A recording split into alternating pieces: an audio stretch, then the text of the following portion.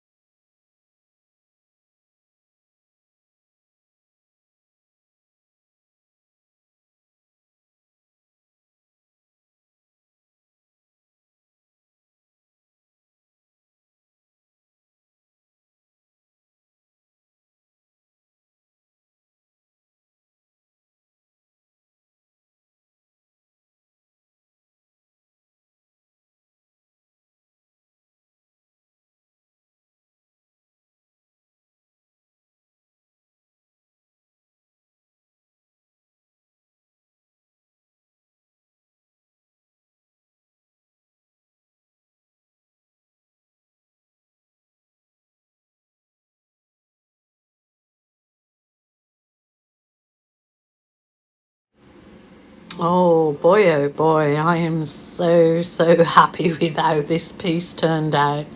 It looks amazeballs. I am really happy. It was, yeah, definitely full throttle blowout of a Dutch pour technique. Little bit of roll there, just a tiny bit, but I am happy, Jen. So hope you like it too, and looking forward to seeing you again tomorrow. So bye for now.